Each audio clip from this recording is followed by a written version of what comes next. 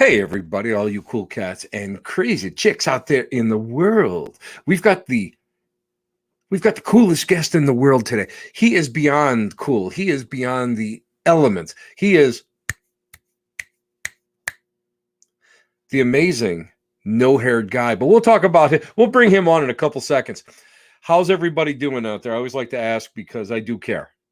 And I'm hoping that everybody out there is able to go and feel better, look better, well, at least look better to me, and is living a great life this week. So I really hope that we can do that, and everybody out there is having a ball. Now, I want to just let everybody know that I have.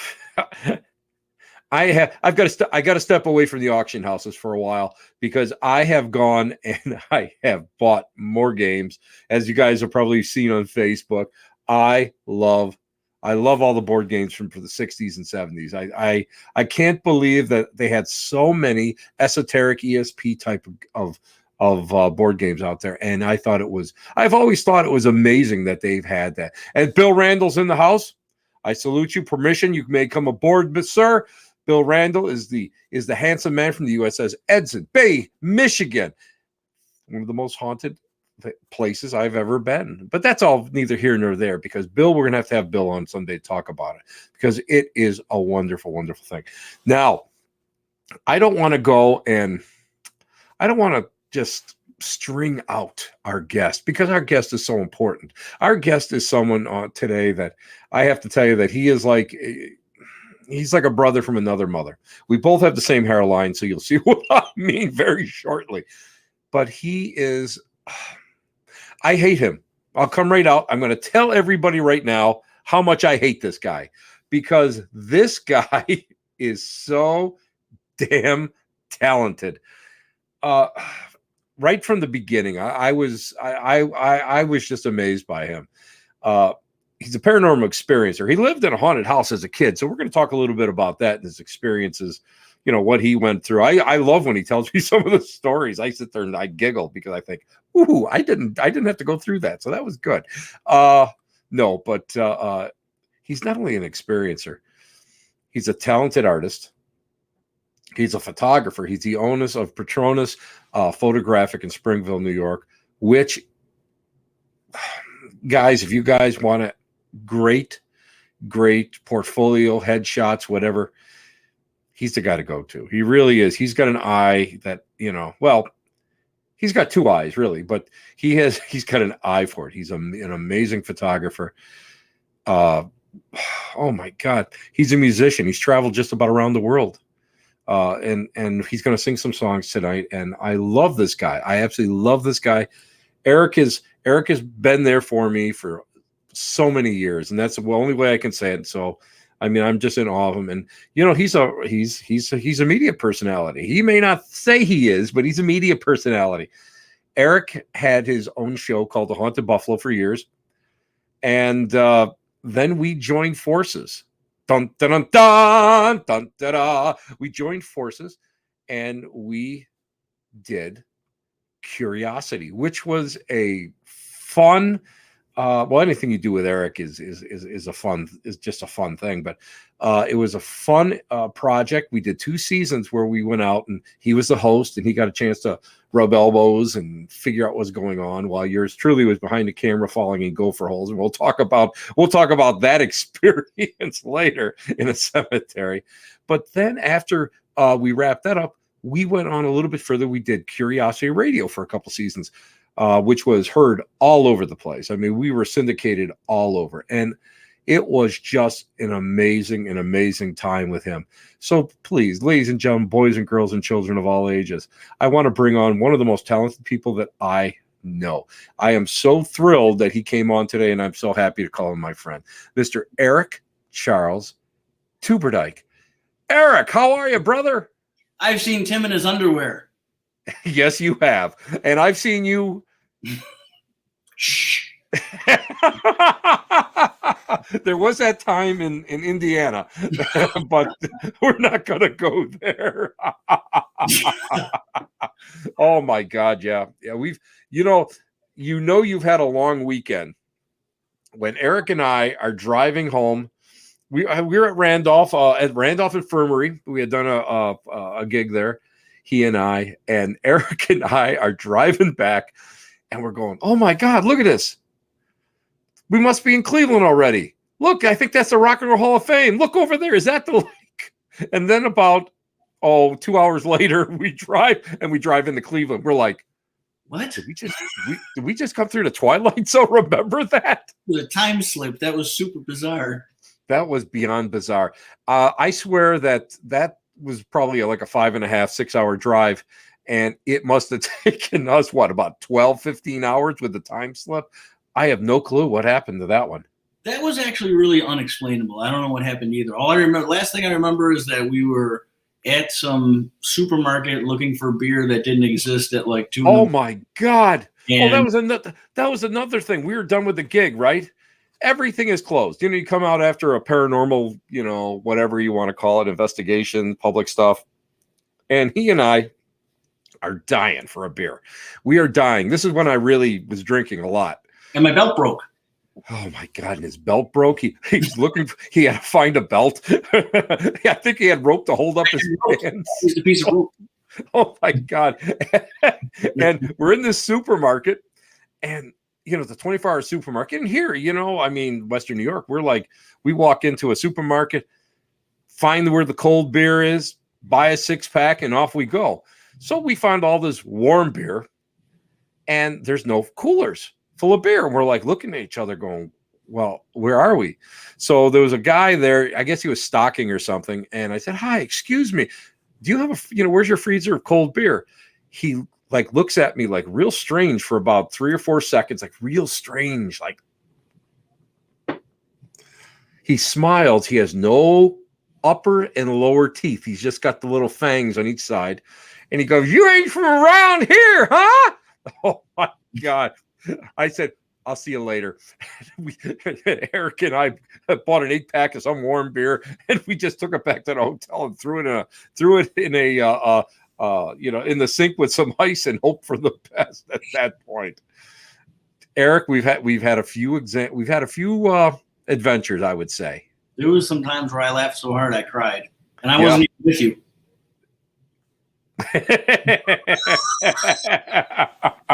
But then there was other times that I was with you that I was laughing super hard too. A lot of it involved gas. Oh yeah, well, that's all part of it because when you're on the road, there is nothing sacred.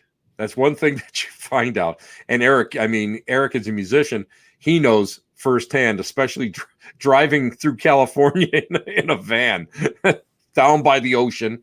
But yeah, there's nothing sacred, and gas is like, you kind of go and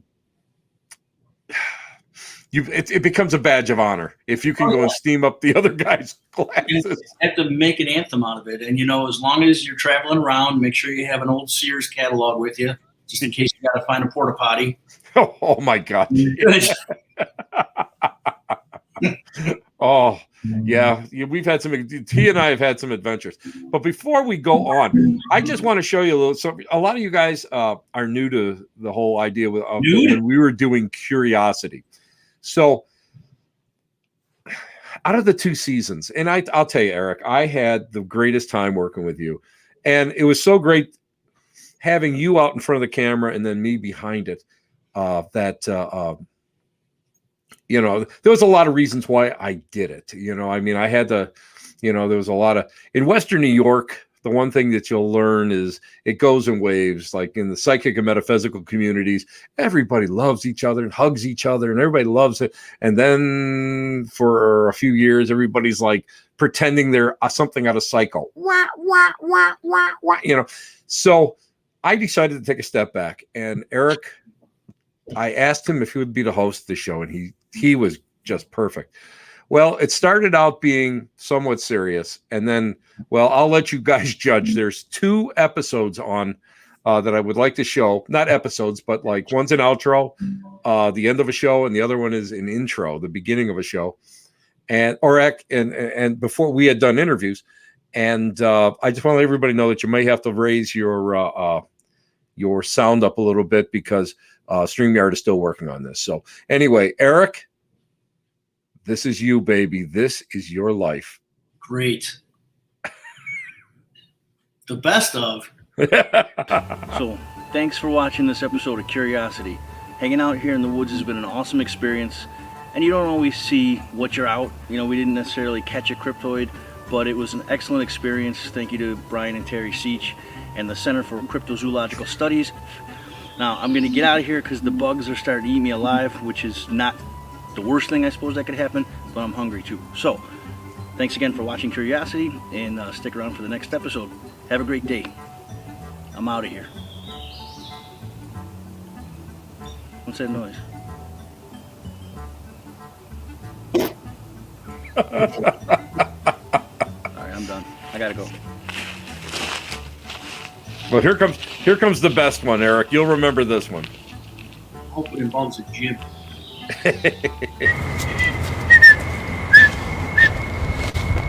I think this is a pretty good shortcut, if I remember correctly.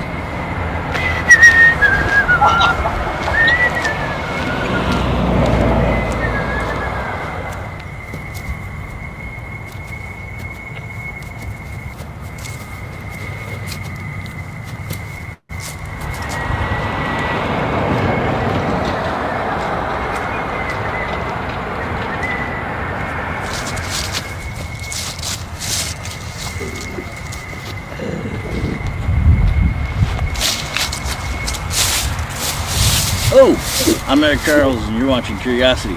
Taking a shortcut to the Curiosity headquarters, which is inside this lovely citadel of the undead, or dead, I'm sorry, it's a fine line. But we're going to be taking a quick... What's that noise? It's not my whistling, I hope.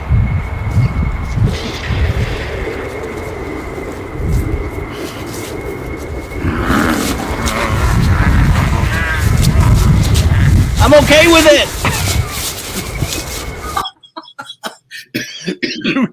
You hear me laughing. I couldn't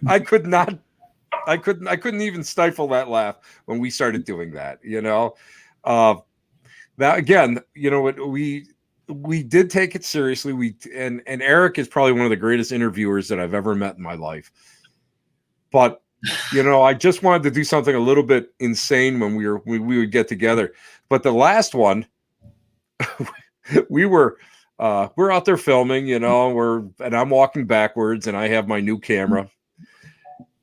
I fall into a sinkhole at a grave where the grave had washed away.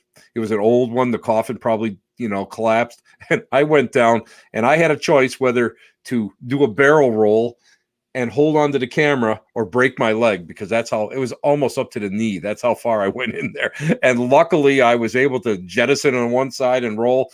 But you see me, I'm bleeding. It was one of our finer moments, wasn't it, Eric? Yeah, we got some good pictures of you.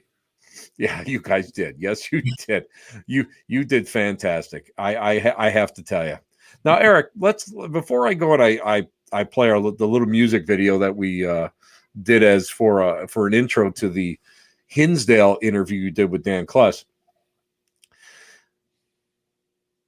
As a creative guy, you know,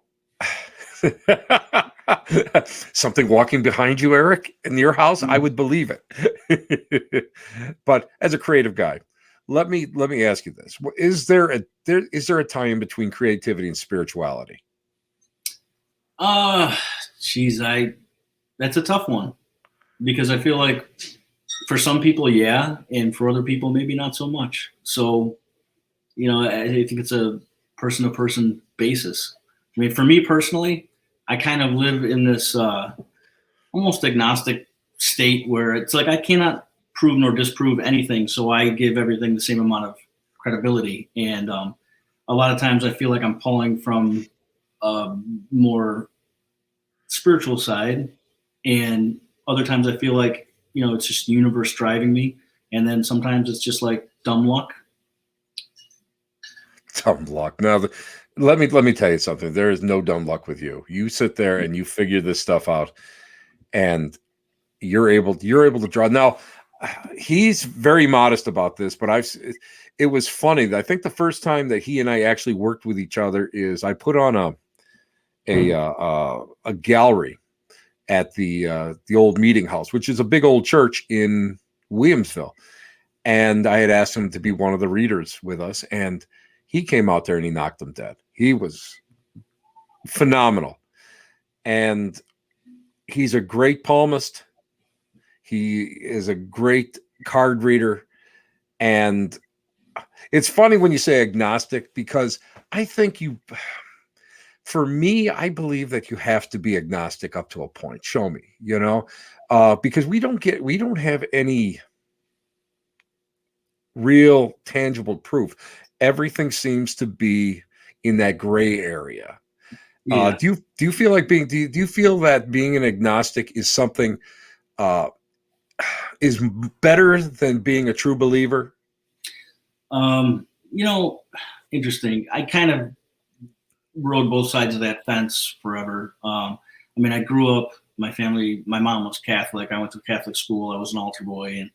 And, so I had a lot of that religion steeped in the beginning. And like you mentioned, a lot of weird things happened in the house that I grew up in. And so, you kind of grow in that zone. This is obviously spiritual things that are happening, and the afterlife and all that stuff, and which I actually do believe in, and it has credibility. And then you get older, and go a big punk rock teen, and you start questioning everything, questioning religion, questioning spirituality, questioning government, everything. And then you get a little bit older, and at least for me, some of those things you realize didn't kind of fall too far from you, and you start thinking about them again and whatnot. So I feel like you go back and forth a little bit and try to find yourself. And in that is where I kind of realized that it's okay for me to not know what the hell's going on at any given time. And do I care? Yeah, I guess a little bit, but I feel like I'm really kind of riding the wave, and what will be what will be. And that's part of the reason why I kind of stepped back from doing a lot of the metaphysical stuff, is because I felt like I was spending so much time in the dead zone that I was not living my life, and some of it got to be a little circusy, which was super annoying to me, because like I'm very, when I was doing that stuff, I was very into its importance and the spirituality aspect of it and all that stuff. So, it culminated. I was asked to do a gig and I call it a gig because it was a gig at Buffalo State College for the student union. So I was the only person doing readings for like 300 or 400 people. And it was a madhouse. And I just thought there was something that kind of chinced it for me in that. And I thought, I don't want to do this again. There were so many people that wanted to talk to me after. Somebody from the company came back and said, we need you to sign some papers, so you'll have to come back. And they got me in the back, and they go, you don't have to sign anything. You're just never going to get out of here if you don't go out the back door right now. So I was like, yeah, this is it. This is what I'm about. And so that's what kind of caused me to step back from everything. And it's like none of those aspects ever left me. And they're still almost a daily part of my process. I mean, I still meditate when I can, and I still, I've said this to many of the people who are working in the field, where I felt like kind of the Ben Kenobi thing, where I just went off into the desert to kind of be by myself and have peace and tranquility and ignore humanity. It's true. Now you guys, I mean, I do the casino gigs. Mm-hmm. It's tough. And I think the toughest aspect is that so many of people that come to you, they're not there for anything serious. You know what they want? They want a reading. They want to, or you get the mavens. I call them the reading mavens. Men or women, I call them mavens, where they go from reader to reader to reader, and because they want you to tell them something specific, like romance, am I going to get that man, and this whole thing. And if you don't tell it to them, then they say, oh, he sucks. They go to somebody else, And when you do the big gigs, man, it's tough. And, I know that even for myself, I'll be there, oh my God, a couple hours. I do my 55 minutes, my song and dance, throw throw my love beads and pelt people with candy and do my gallery thing, my shtick. But then afterwards, you're there for a couple hours, and at least an hour, 5-minute one-on-one, blah blah blah blah. You just keep working on it. So it kind of gets a little hairy. It gets a little hairy when you start working. So and you start questioning, why am I doing this? Is this really worth it? Is it?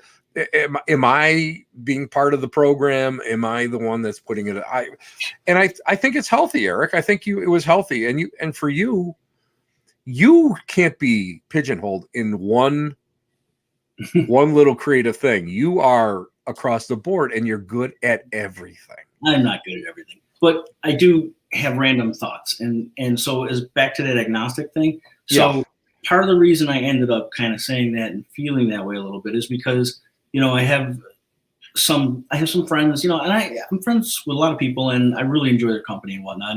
And some of them are like staunch atheists, and right. That always, and that's fine, do whatever it is that you need to do. And, but like, they're determined that they're correct, and maybe they are, and that's fine. But like, to me, that ultimate determination seems like it doesn't have much to stand with, just because how do you know? Yeah, we're smart. We have science. We have carbon dating. We have all these things, but there's a million things that we don't know. Or maybe it's just me. Maybe I'm not that smart, and I'm cool to admit that. But so that part kind of mixed in with the other side, and I found that the balance was, like I said, that I don't know, and it's okay that I don't know. Right. But I do tend to ebb on the spiritual side. But things like that made me think of weird stuff. Like the other day, I thought, so one concept is that we're the universe experiencing itself, right? So does that make an atheist the universe experiencing its own self-doubt? It's like, is that like, you got to go through all the motions if you're going to figure it all out. So maybe that's part of it. Maybe there needs to be people that are super in different directions, if that's the case. I mean, it gives some credit to the theory, because everybody's got self-doubt. So why wouldn't the universe? And like, what if the planets in the universe are just like the cells of God? Exactly. There's so much to what we don't know. Then I just feel like we're all part of this same continuum. It doesn't matter what color we are, what gender we are, whatever. It's just, we're all the same, like stardust, and we're all going to just figure it out. Well, this is exactly it. And Amanda's got a great take here. After a while, it stops being fun. And that's, it as well as I do. We've commiserated together over a couple slices of pizza once in a while. And been on a break, and she says, been on a break for over a year, and I'm enjoying learning new methods. And you have to. I mean, and it becomes nothing more than role play is what it becomes. And what you touched on about atheists, I have some great friends who are atheists. It's not my job to convince them. Right. Let's talk about music. Let's talk about sports. Or if I'm really interested, why? Just let me get, so I can understand why you feel that way, rather than having to go and, I don't want to be like the Amazing Randy that like hated everybody within the field. I don't want to be that person. Even Mr. Nichols here in Amherst, people always go and think he's this ogre. And when I interviewed him, he was really like the nicest guy in the world. He's going, listen, here's the bottom line. Until I can really see something that really, like, to me, I can take as evidence, this is the way that I think. Until that time, and he goes, I'm willing to change if I can get that. So you have to be able to do that. And you know what? I don't hear, but I want to take a quick break, because I want everybody to hear you sing, because you are. Don't do too much. It's going to suck, and they're going to be like, oh, man. No, it's not going to suck. Dude, no. Let's take a break. The pace of commercials. You're listening to the Black Cat Lounge here. Where else? In the lounge. And we're literally footsteps away from the transfer station where the cool people meet for dinner. Bye. The The Black Cat Lounge is brought to you by Paranormal Oddities, the little store with the big heart. Patronus Photographic, fine art, photography, and design. Nancy's Sewing Room, aprons, masks, and handmade purses. And Wild Raven, hand-poured candles for those magical times. And we're back, and guess what? Our bills are paid. And we're with Eric Charles Tuberdyke. He is the man, the myth, the legend. And Eric, would you like to play something first, or do you want me to play the let's play the Hinsdale Hollow first? How's that? And Sure. then we can go, and I want to devote the rest of the night to your music. How's that? Yeah, whatever you want to do, man. I'm happy to be. You're my hero. You're my hero. So anyway, this is something that Eric wrote for our little curiosity interview many years ago, and then I just kind of put it together. So again, you may have to turn up your volume a little bit, because StreamYard does not have anything independent that we can go and kind of increase it. So anyway, stay tuned. This is Eric, and we can talk about what happened during this shoot, because, well, all I got to say is no snow for weeks, and then when we go to film, it snows. So here we go, guys.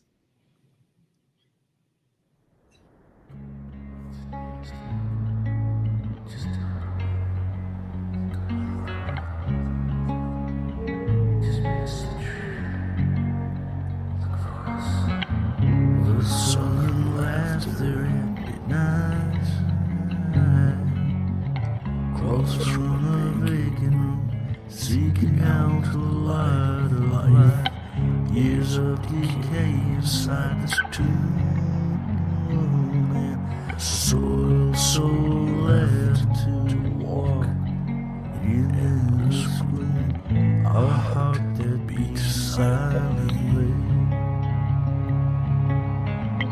with eyes that despise the day. Watching from darker planes, the light and the love illumines the grave. Oh, oh, oh.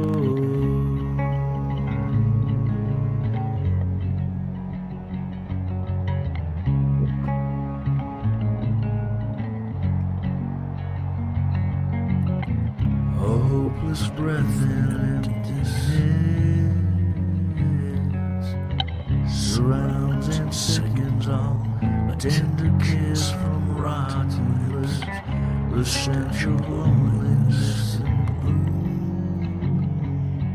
It's a dizzy taste of death's own perfume. You turn and look away from hell's guardian. But when you open your eyes, you find that you're alone in the house tonight.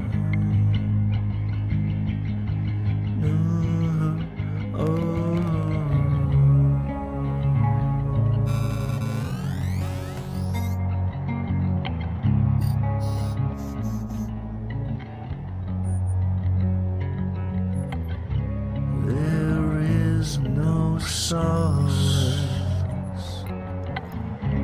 There is no solace for all the soulless, for all the soulless, a quiet sobbing in the night,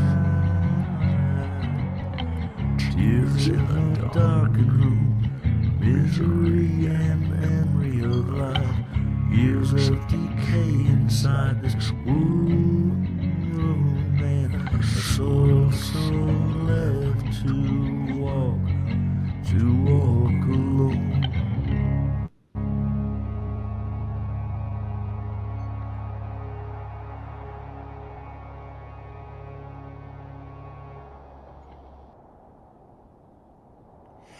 That That was fun.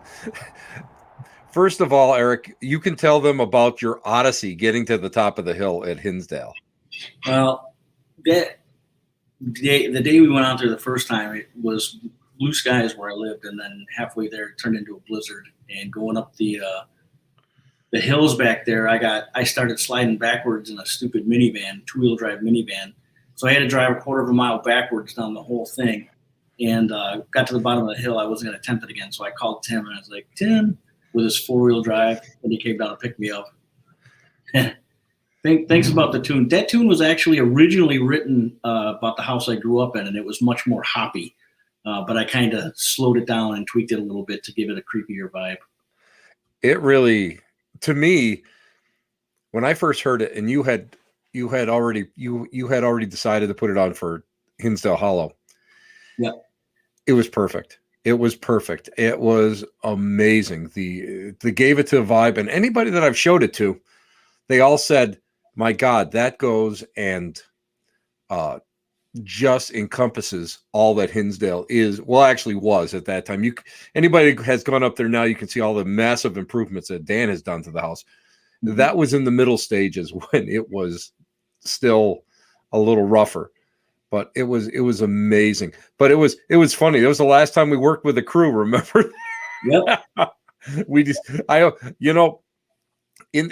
Doing some stuff, you always think you need a crew, and after we fed 2 people like an army, Eric said to me, "Hey, dude, we can do this by ourselves. We can save all sorts of money."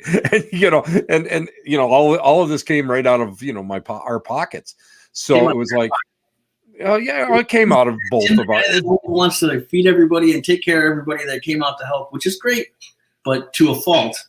So I told him, dude, you got to stop that. I mean, we're all in this together. Yeah, and I'll be honest with you, I took your advice, and we never really needed a crew because the 2 of us, it didn't matter, if we both needed to be on the screen, we both just, I'd set up the camera, we'd both jump up on it, and that's it. And we were doing 3 camera shoots there for a while, which was it started getting a little tricky, but it all worked together, so it was absolutely fantastic. Yeah. Now, Eric, everybody, guys, wait a minute. I have to introduce you properly, Eric, because you won't be able to go and do the songs the way they should be. Okay. Are you ready? Are you ready? Let's hear it. Ladies and gentlemen, welcome to the Moose Ass Saloon. Yes, sir. Step up into your bar. We have a special today. We have the worst beer known to man. And for $1 extra, we will even give you a clean glass. While you're waiting here at the bar, please turn your attention to the center stage, because there is a young man there who is hungry. He is hungry for your attention. He will amaze you. He will mystify you. He will sing songs that only poets dream of. Ladies and gentlemen, welcome to the Moose Ass Lodge and Saloon, the one and only Lucky Lonesome. That's so funny. The Moose Ass Salon. I am always hungry. That's true. But anyway, Lucky Lonesome was one of his names that he used, his professional names out there.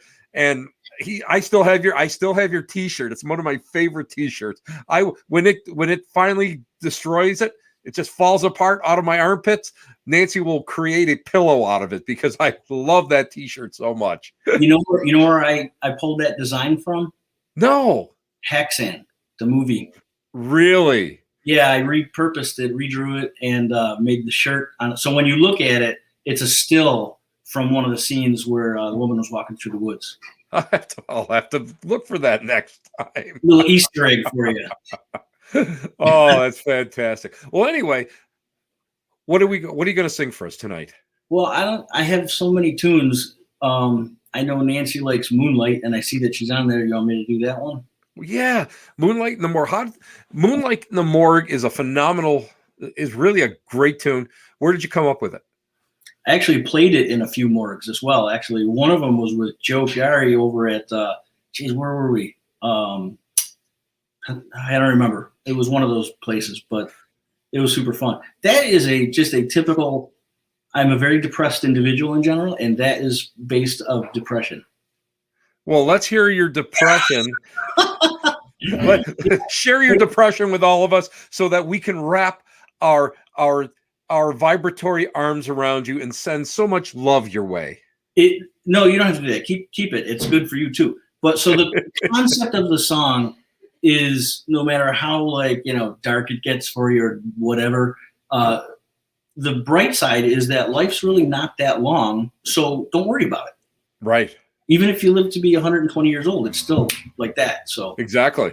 And sometimes that can start making you feel like the whole thing's a jip, but it's not.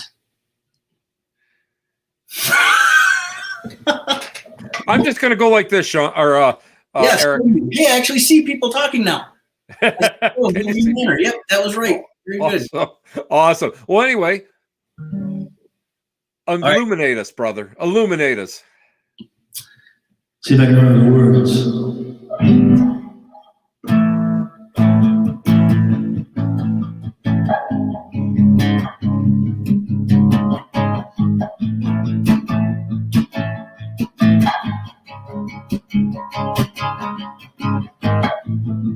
Darkness says control my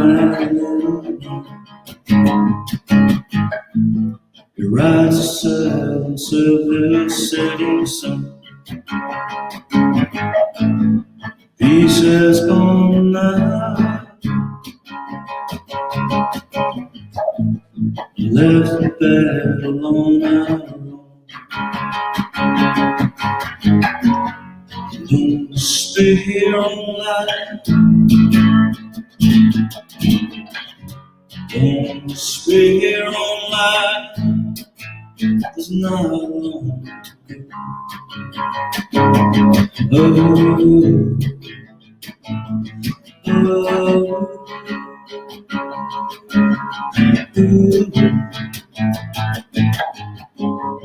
Ever closer now, the emptiness.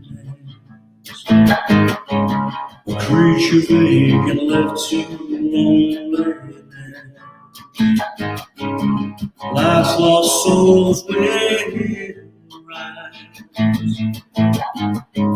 and take the hail from them. Don't despair all night. Don't despair all night. There's no one to go. But there's other love. There is cool water. Get closer, don't despair all night. No, don't despair all night. No,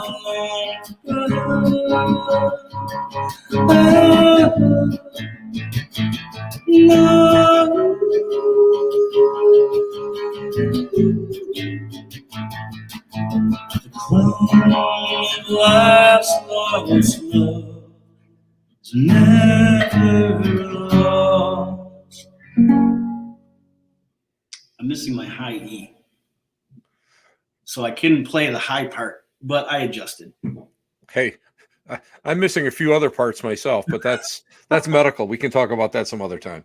But it's just a phenomenal song, Eric, and I love it. I'm for that between those are my top two songs that I love, and Nancy loves it. And I love what I'll just quickly put up what Joe Perry said.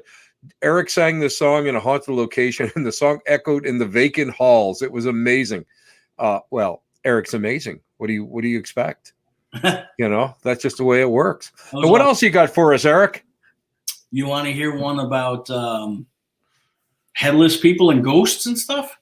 Well, yeah, of course. What do you think? The Black Cat Lounge is all about that. I have some of the more eclectic people and viewers that you'll ever find anywhere in the world. And believe me, you know, you've traveled the world as a musician, and you know, you still have fans in South America, which is fantastic to me. That to me is great. So please enlighten us, entertain us, I don't know about and make us feel warm inside. that. If you pee your pants, you'll have that anytime. So this one, called Pale Horse. I have not played this one in a long time. So actually, I haven't played any of these in a long time. When you called me up and said, you want to do some songs on the thing? I was like, oh, man. All right.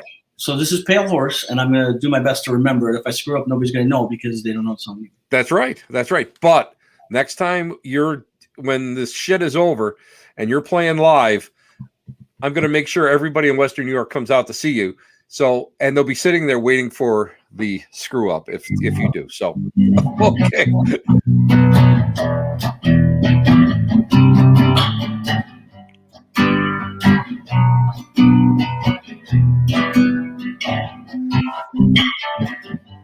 Blood has stained my mind, and your scream so sublime. A headless mess waiting in the darkness for a hapless wandering. I should have noticed the way you took my heart. I should have noticed the night that held your heart. Well, it's all over now. Didn't matter anyhow. An ugly mess, I hold on to your little hand to the last bit of warmth to save the night. I heard your voice in the wind. You called my name. Then the silence again. And ever since, in this world all alone, a world of shadows and ghosts, on a pale horse, I ride into the darkest woods, but I never find anyone. You should have listened to me when I said, please don't go out alone. Go out alone. Please don't go out alone. Please don't go out alone.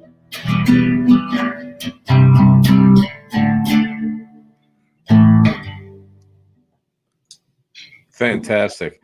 That is great. Oh, and here's a little something from Sarah Carr. Can we book a concert at Dragonfly? Absolutely, I would love to do that. I have not played out in so long since all this COVID stuff started. That's why I haven't been doing the Lucky Lonesome stuff. Anybody wants me to play? I played over at Rolling Hills next to a coffin during one of their things. You know, it's like just let me know where to be, and you know, I'm very expensive. Yes, I paid for you a couple times. Yeah, well, it was a bus ticket and 2 quarts of Jenny Ale, but that's another story. Pre-mail will get you in trouble every time. But yeah, you know, as a matter of fact, when I did one of my first book signings in Kenmore, I asked Eric to come out and play, and it was at Strange Brew at their new shop, and literally It was packed. It was packed. I mean, people came from all over the place. It was amazing, the people that walked in that door. And they weren't there for me. Believe me, they weren't there for me. They were there for Eric. And oh, no. They listen. They can hear me prattle on any day of the week. You know, give me a cookie and I'll explain the whole dynamics of ghost hunting. But you are phenomenal. It was just wonderful. But yeah, I miss those days. We used to go to East Aurora. Yeah, and hear you play, and I that was always a treat for me. And too. what do you got? Can I twist your arm for like one more song? Yeah, sure. Maybe two, but we'll go for one right now. All right.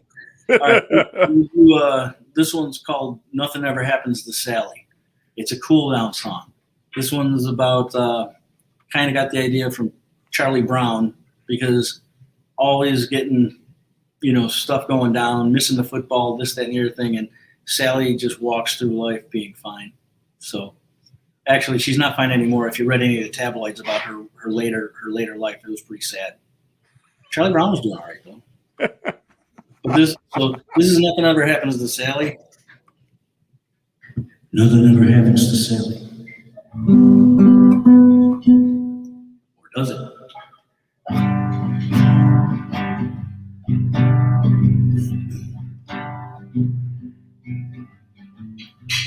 Hello, I do appreciate your life.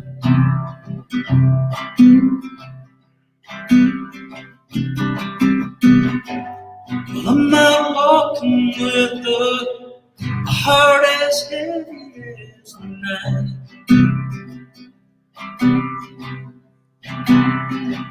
The night is long, and I can't hold it anymore. Hello, the crickets sing a lullaby.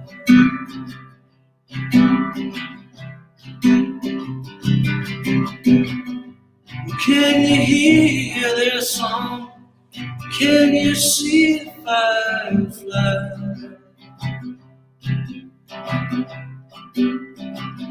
You remind me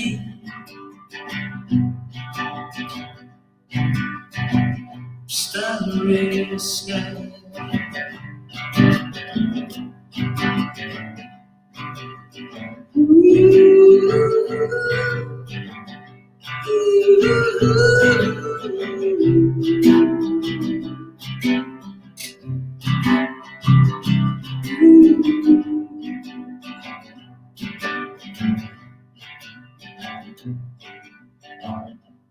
Hello, well, I've got too much on my mind.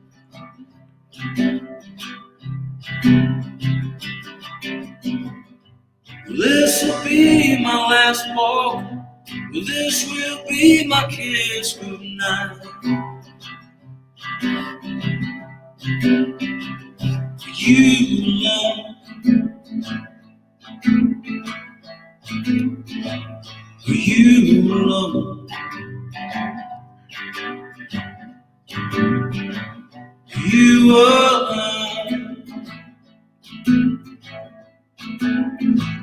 For you alone.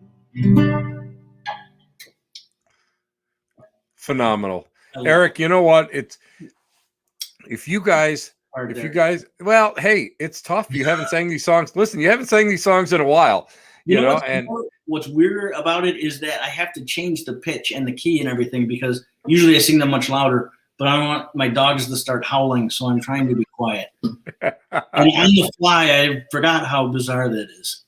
It's not that bizarre. You sound great.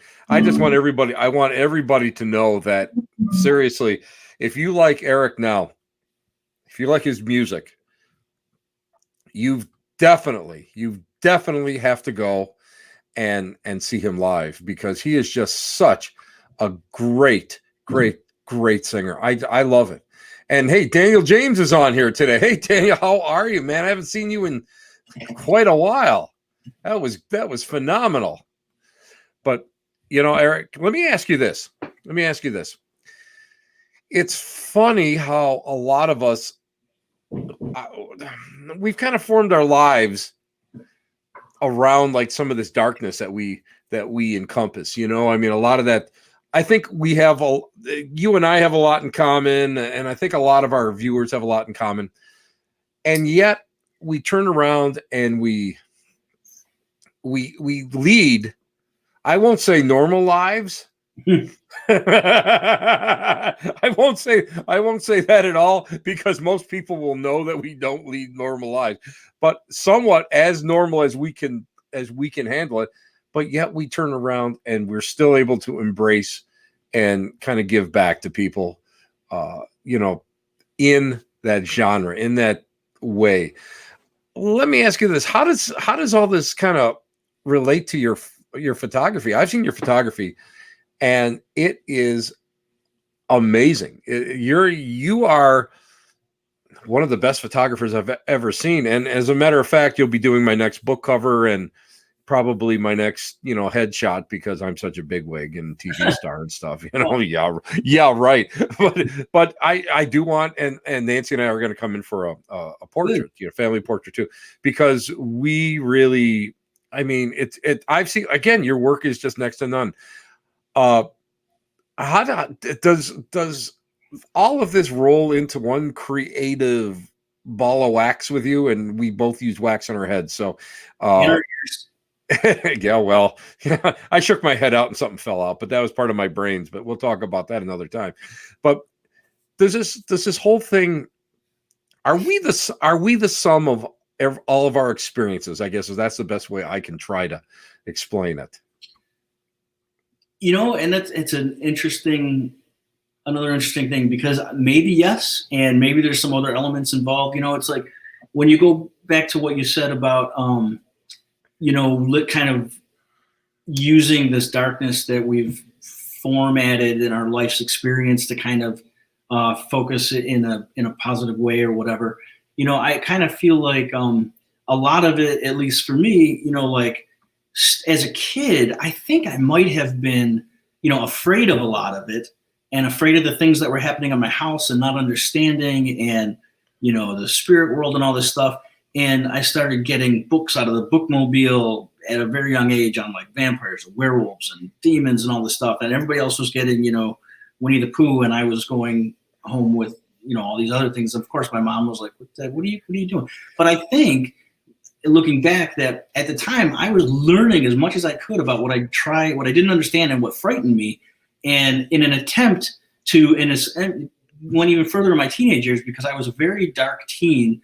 And as far as like I listened to a lot of, I was heavily into like Misfits and punk rock and all this stuff. And like that was back in the 80s. So it wasn't like, really popular. So it was like, to walk around with a devil lock at that point was like shocking to people. And that was me. And I had black mascara under my eyes because I was being darker than the dark. I had to become scarier than the scary in order for me to get a grip on it and to understand it. And I feel like it's kind of like a Darth Vader-y thing. It's like, once you can't be unbalanced, you have to have that other experience, and you have to learn in order to be able to come back to this part of balance.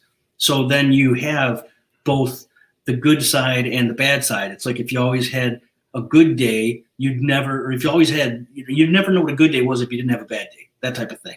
So, and I think that somewhere in that balance is where you have the opportunity to find yourself and find what interests you artistically. And for me, it's always kind of been a little bit on the darker side. And so I think that comes through with a lot of my photos. Like a lot of photography that we do is general photography. Like we have, we do family portraits, we do outside stuff, we do weddings, we do all that stuff. But when I do my, more creative work, it's definitely a little bit on the darker side. And I like that because I feel like that's one of the things that, pulls us all together, and everybody has, whether they want to think about it or not, an interest in that. And it's a curiosity, on that phrase. And I'm comfortable there. I've always been a little bit sarcastic towards humans and in general. Like, I've never been a huge fan, and I feel like that kind of comes through with the things that I write and or draw and or photograph. For the most part. It's funny because you hit a lot of the same points that myself. I get, growing up, I was more introverted. Same thing, afraid of a lot. Even though I had, all that experience in Lilydale and it's explained to me, but still, when you're in that darkened room by yourself, you don't know what it is. And even in my early photography, when I first started, everything was black and white. Everything was very, very stark. It was very dark, and it really did go. And I believe that that's what really formed my interest in what I do. Now, Eric, we're getting close to the end of the show. Can I go and twist your arm for one more? Sure. You want me to do one more? I can leave you with a Lanka. Oh, yes. Tell everybody about that. That's another song I love. Well, so this one's a song about falling in love with a female werewolf and allowing her to destroy you because you love her, and then you can be together ultimately. And but an interesting thing about wolves, did you ever see that stupid meme that's like, there are two wolves inside of you. One is being fed chocolate, and one is being fed nothing. One is hate and one is love. Which one would win? And did you ever? The first thing I thought was, what? Well, can't you feed them both? Like, maybe they won't be so pissed off. One won't be so pissed off if you feed them both. You're my hero. You're my hero. It's like somebody's posting their Trapper Keeper stuff every time I go on to Facebook, which is why. Oh, by the way, if you happened to have been my friend on Facebook, because I had like a couple thousand people on my friends list, and it got out of hand, and I actually quit Facebook, and I started a new one because I had to for the photography business. So if you were a friend before and you're not right now, it's not because I ditched you. It's because I just started from scratch. So I did the same thing, Eric. Did the same thing. Good for you. So this is Lanka. It's a short one. It's another one that I haven't played in a while. So it might sound pitchy, but I don't care because we only live so long, and you're probably never going to remember this anyways. So here we go. This is Lanka. Let's see. Was it here?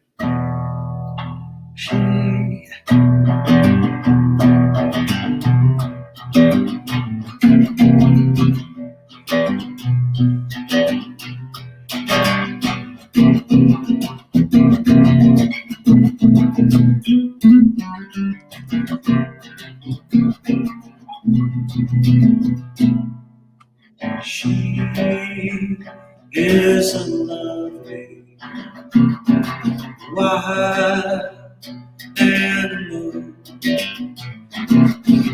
tame and so hungry, like fire down below.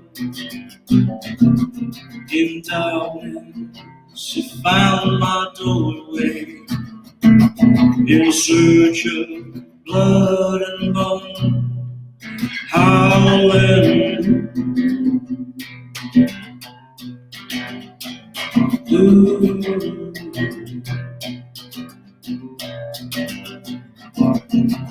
My blanche charming, veiled in moonlight, such dreadful pain awaits me if infected by your bite. But I fell to your affection, and now I crawl around howling.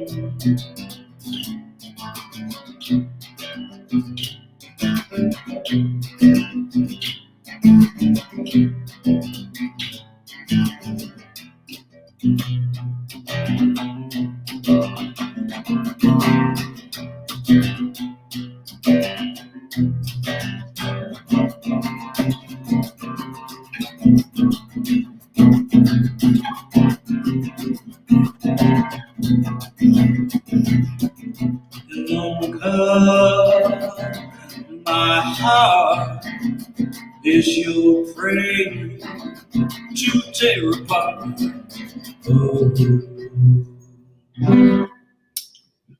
And along with the werewolf. Phenomenal. I absolutely love it. Now, Eric, tell everybody how they can get a hold of you, and tell everybody about Patronus Photographic, because I'm always stumbling over that photographic part. But tell everybody about it. I have it on your on the banner ticking away, but let everybody know how they can get a hold of probably one of the most talented photographers in Western New York. Anyway, you get a hold of me. I'm on Facebook, Eric Tuberdyke. Look me up. Also, PatronusPhotographic.com, as Tim is showing on the bottom. We are actually located in Springville, New York, right at 41 East Main. And we also work out of Dragonfly once in a while with Sarah Carr. She's awesome, and we sometimes are lucky enough to be able to utilize her studio there. But more often than not lately, especially with COVID and such, it's been Springville. And but we do on location as well. And we do all kinds of, custom photo sessions, essentially. So if you have an idea, if you have something, especially if it's on the macabre side, I love to talk about it, figure out what you're looking to do, and get some really cool shots. We're in the process of actually rebuilding our website because a lot of the imagery that's on there right now is kind of old and some old info, and it's a little corny because I threw it up in a weekend, and it's been up like that for 2 years or more, probably closer to 3 years. So I'm trying to find time to update it, make it look cooler, put some better photos up there. We're on Instagram as well. And, that's probably either Facebook, Instagram, or PatronusPhotographic.com is the way to get a hold of me. If you want me to come out and play music, I would love to. If you need photos, let's talk. Patronus Photographic is a Harry Potter reference. Photographic is actually a very old school way that photographers used to call themselves. And I'm very drawn to really old stuff. I just bought a whole batch of tin photos on tin from back in the day and stuff like that. And I just love that stuff. So my daughter, Julia, and I, we read all the Harry Potter books over the course of a summer. We fell in love with it. And, when we were picking names, people are always like, where did you get Patronus from? It's a charm in Harry Potter because, we do that type of thing. And so it's worked out great. We love it. And we do special Harry Potter shoots and all that stuff. And we just love that stuff. We love wizards. We just love witches. In general, you're in the right viewing audience right here. Believe me with it for that. Oh, I know. But I've seen some of your darker work, and it is phenomenal. It's got a great vibe to it. So everybody go check out his website. He's phenomenal. That I would love to do is like witchcraft in its full form, dress and everything. But I know a lot of it isn't really for the public. But like in my head, I see old, really sharp, contrasty black and white images of some of that stuff, and I would love to get some. So if anybody happens to be into that thing, reach out. We can talk. I have a couple things. Yes, sir. I have a few props. I have a few props. The only thing is I have to be skyclad with just my cape on. That's just the way that has to be. Yeah. Yeah. Well, let's just tell everybody this. Back when Tim had the Para X show, he would always say to everybody to get the duct tape off your ass, and we were going to record duct tape on his butt cheeks and ripping it off so that they shook like this. I think it was your butt cheeks. It was either yours or mine. I don't remember, but that was going to be the end of that. And then we never did it. So we got to do that, I think. And we can do it on video. I don't know. Yeah. I don't know if the world is ready for that yet. We didn't get it right. Another take. Thanks a lot. Left. Oh, Eric, you know what? It's always That's great. Not my butt. Yeah, I've heard that song before, but it still cost. Listen, I might be easy, but I'm not cheap, so it might cost you a couple bucks. We'll talk about that after the show. Stick around so I can talk to you and thank you properly. You were fantastic, Eric. Everybody loved you. I mean, I really, you honor me for coming on here and just hanging out with me. I mean, it's always a great time. Always a great time, brother. You're a good friend, and I'm always happy to hang out. And I never laugh as much as when I'm with you and maybe one or two other people, but I'm not going to talk about them right now. Yeah, well, just quickly, all I got to say is, when my mom passed away, I asked Eric to come and help me with move something in her house before we sold it. And by the time we were done, Eric had a van, or you had an SUV that was like this, going home. And it was like, Eric, it was the greatest thing in the world. We laughed all the while as we were piling stuff into your van and going, do you want this? Do you want this? And Eric's like me, can't turn a good deal down. I'll take that. Yeah, I'll take that. I can't find a use for it. I'll find somebody that needs it. That's right. Nothing ever goes to waste by Eric's. So anyway, Eric, thanks a lot. Hang on. Thank you. I'll be right back, buddy. And thank you, everybody who chimed in, and it was nice to hear from all of you guys. And believe me, everybody loves you. So we'll bring you back on, but next time you have to wear pants. We'll talk about another day. That's my good friend Eric Charles Tuberdyke. Isn't he great? Fantastic musician. He's so creative. He's probably one of the most underrated geniuses. I call him a mad genius here in Western New York because he can do anything. He literally, if he can't figure it out, he'll go and study it, and he'll do it. And that's what I love about him. And we've been friends for a long time, and he inspires me every time I hang with him. And I'll see him very soon because we've got something booked on Thursday, a buddy of mine and I. So anyway, guys, real quickly, Mother, Father, God, you know by 1,000 other names. You guys all know the score. Everybody who's suffering, please, Great Spirit, infinite intelligence, give them healing, mental and physically. We know there's so many people out there with suffering from COVID. Some of my friends have really been sick. Carl Johnson, he's a demonologist out of Rhode Island. He was very, very sick. Please send him some healing, and everybody who needs it. Send some healing, and so that the common sense of all our politicians kind of engages for a while.